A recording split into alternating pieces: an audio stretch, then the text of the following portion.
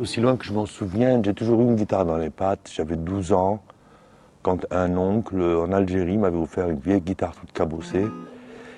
Et je commençais au début à m'esquinter mes tout petits doigts d'enfant. J'avais des cloques tout de suite. Et je commençais à jouer un peu de musique gitane, arabe aussi. Et puis ce qui se faisait dans la pop de l'époque, là on est dans les fin années 60, quoi. Donc c'était les Beatles, les Stones. Et je me suis retrouvé très vite donc à suivre la route, ce qu'on appelle la route en musique, de la pop musique surtout, avec Clapton, et pour atterrir en fait dans le jazz et la fusion, etc. Donc la musique a toujours fait partie de... C'est mon autre versant esthétique. Ce qui fait que j'ai toujours été en contact, voilà, avec deux choses très importantes qui concernent aussi, je crois, mon écriture.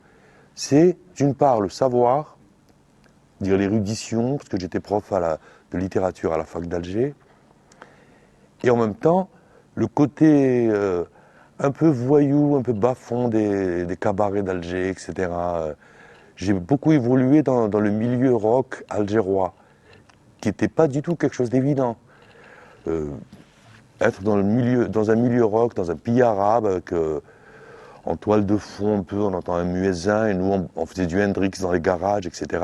Donc c'est très particulier, c'est très contendant, quoi. Et de l'autre côté, il y avait le côté érudition, à la fac on faisait Shakespeare, etc.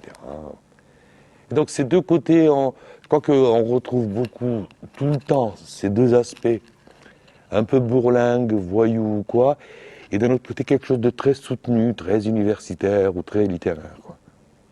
Ce texte-là, Les Coloniaux, vous l'avez écrit à quelle occasion? C'était à l'occasion de la commémoration du 90e anniversaire de la bataille de Verdun. C'était une commande du Conseil général de la Meuse en 2006. Voilà.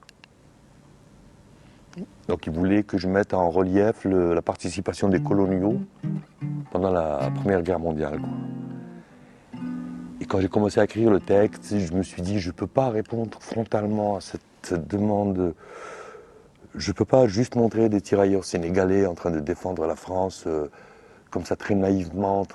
Ça fait presque... on dirait qu'il y a un double regard néocolonial, quoi. Et du coup, j'ai opté pour ce texte-ci qui montre en fait plusieurs versions à la limite très contradictoires et complètement absurdes de la participation des coloniaux à la bataille de Verdun. Et je crois que là-dedans, beaucoup de gens s'y retrouveront, même si en ce qui me concerne, moi, je n'ai pas envie de fermer l'affaire, parce qu'à la fin, il y a une espèce de petit réquisitoire comme ça par rapport à la France, mais c'est pas quelque chose de très agressif. C'est comme si le personnage central qui était un tout petit berger colonisé par la France et qui va libérer Verdun, c'est comme si ce petit berger pardonnait, au-delà de l'histoire, pardonnait à la France même de l'avoir colonisé et de l'avoir traité de manière horrible, etc. Je trouve que ce cynisme est beaucoup plus payant à long terme et collatéralement en ce qui concerne la restitution de la mémoire pour les enfants de l'émigration, issus de l'émigration, et même les enfants français aussi, qui ne sont pas du tout au courant de ce pan de leur histoire, quoi. Donc je me dis si, par ce biais, c'est-à-dire de ne pas prendre en otage, d'une part le spectateur ou le lecteur, d'autre part, ne pas prendre la tête aussi, c'est vrai que ça peut être chiantissime de parler de la guerre, et de manière frontale comme ça, le résultat il est immédiat, c'est que les gens s'enfuient, ils n'ont pas envie pour la énième fois, qu'on les rende coupables de ce qu'ont fait leurs arrière-grands-parents. Donc ça n'a pas été évident pour moi de trouver une forme d'écriture qui tienne compte de tous ces pièges et réussisse en fait à proposer, somme toute, un spectacle, parce qu'on est toujours dans le théâtre, c'est pas du tout un cours d'histoire, ni une thèse. Oui, à proposer un spectacle qui en même temps traite de choses absolument abominables, comme la guerre, et en même temps arrive à à donner un visage humain, quoi, à à toutes les parties, même si elles étaient absolument contradictoires, quoi. Donc voilà un peu ma démarche en écrivant Les Coloniaux. Et le texte en 3 parties. Est-ce que chaque partie est une version de l'engagement du personnage au front? Un peu, oui. Parce qu'en ce moment, enfin, ces dernières années, on assiste en Europe, en Occident du moins, à une espèce de surenchère des mémoires, de survictimisation. Il y a comme un hit parade de la douleur, comme ça, qui se met en place. Donc il y a des partis qui demandent à la France de demander pardon à genoux, pas seulement pardon, mais à genoux, contre le code noir et l'esclavage. D'autres partis, par exemple, mettre en exergue la Shoah, d'autres la colonisation. Donc on assiste à une espèce de déchirement des mémoires. Ça joue, j'ai l'impression, à qui est plus victime que l'autre, quoi.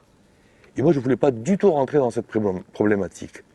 D'une part, de l'autre côté, par exemple, si on prend les instances algériennes ou les instances des pays ex-colonisés, eux, ils sont dans la première version, c'est-à-dire ils veulent que la France que la France demande pardon, quoi. D'un autre côté, le gouvernement actuel français refuse complètement d'aborder ce problème. Donc, c'est pas de repentance du tout. Moi, je me dis, d'un côté comme de l'autre, on est dans l'erreur, dans le blocage. On n'avance pas, quoi. Et ce que j'essaie dans Les Coloniaux, c'est de montrer, en fait, les différentes parties. La première partie, c'est la partie naïve, où le personnage va défendre la France uniquement pour les valeurs qu'elle représente, c'est-à-dire Chateaubriand, Cézanne, etc. Or, à un moment donné, le figuier l'arrête. Il dit non, c'est pas du tout comme ça que ça s'est passé. Donc là, il opte pour une deuxième version qui est la version revendiquée par ce qu'on appelle les revanchards. La deuxième version, c'est la France est venue avec des fouets, la France raciste et coloniale et agressive sont venus, y compris dans les petits villages perdus, faire monter à coups de force tous les hommes valides dans des camions pour les entraîner à la guerre au front, tout en les insultant tout le temps, sale bougnoule, raton, etc. Et effectivement, cette deuxième version n'est pas aussi valide, quoi. Ce qui fait que la troisième version, qui est en fait la version du figuier, et qui est la plus lunaire et la plus fantaisiste, elle consiste à dire à Mohin Dacly, c'est-à-dire le personnage central, tu dois aller à Verdun parce que les pieds nickelés sont au combat. Le figuier avait lu auparavant une version des pieds nickelés, une bande dessinée de l'époque, dans laquelle on les voyait effectivement au combat, etc. Et donc, cette version est complètement absurde et saugrenue. On ne va pas à la guerre parce que les pieds nickelés sont là-bas. Les pieds nickelés n'existent pas, c'est des personnages de fiction. Mais c'est très borgésien et un peu pyrandélien aussi ce rapport entre l'existence d'un personnage, est-ce qu'un personnage existe ou pas, etc. Bref, Mohin Dacly, le narrateur principal, s'engouffre dans cette proposition et va en fait libérer le fort de Douaumont uniquement parce que les pieds nickelés sont au combat, quoi. Donc voilà en gros comment se structure le texte, quoi. Je suis absolument convaincu que rien ne vaut la peine de tuer un être humain. Je me dis, toute cause est aussi absurde que de tuer au nom des pieds nickelés, quoi. C'est tout. Pour moi, l'être humain est sacré. Vu que je ne rentre pas dans les considérations mystiques, etc., il n'y a rien de plus sacré qu'un être humain. En termes d'altérité, c'est un autre moi. C'est mon miroir qui est en face de moi, qu'il soit noir, maintenant brun ou frisé. Ça, c'est des années, ça relève de l'anecdote, quoi. Mais c'est un autre moi-même qui est devant moi. Je ne vois pas au nom de quoi je vais prendre une arme et le tuer, quoi. Et donc, cet absurde, je voulais le rendre par le fait que les pieds nickelés sont aussi là-bas, quoi.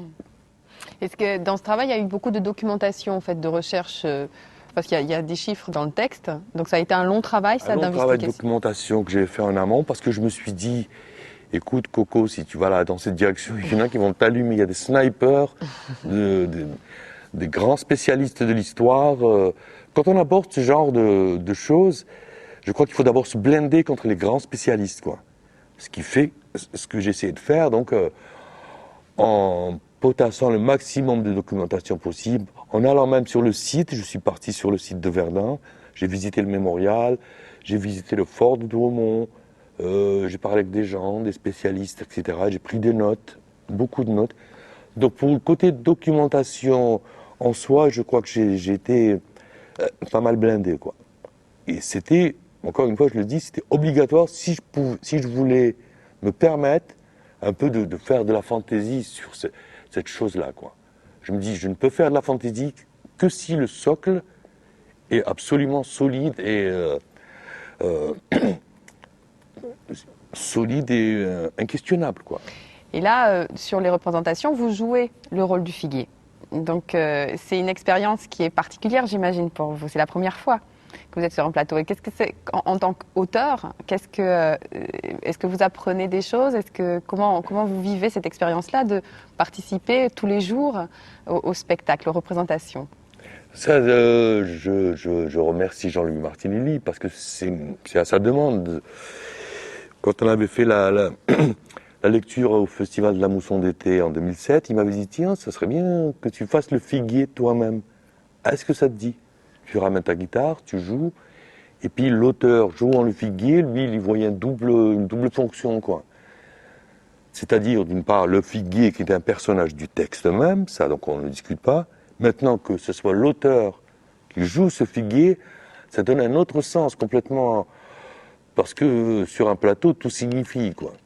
Et les gens, quand ils viennent à la représentation, ils savent, pour la plupart, que c'est l'auteur qui interprète le figuier. Donc, quand le figuier auteur reprend le personnage en lui disant non, c'est pas comme ça que ça s'est passé, du coup, il y a une double lecture. Ils ont l'impression que c'est l'auteur lui-même qui est en train de dire à Mohamed Akli, le personnage, que ce n'est pas comme ça que l'histoire ça s'est passé.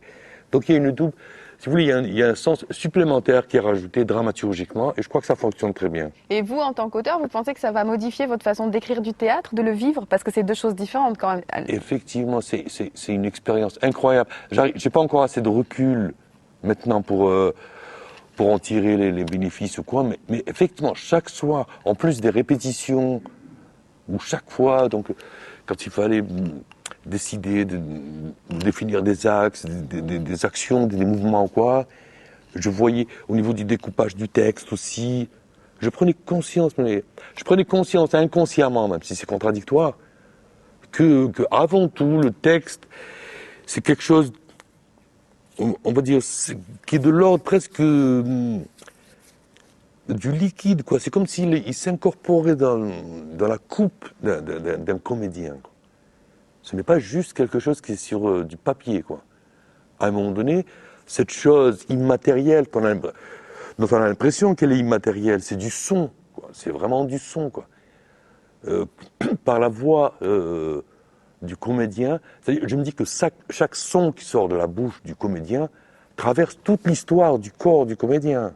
Son enfance, son adolescence, ses grains de voix, c'est une espèce d'explosion de signifié comme ça, dès lors qu'il prononce un mot d'un texte, quoi.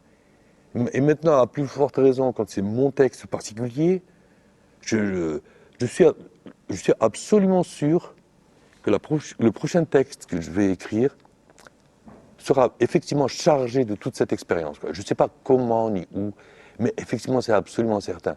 Et ça, j'en rends vraiment grâce à Jean-Louis Martinelli, quoi.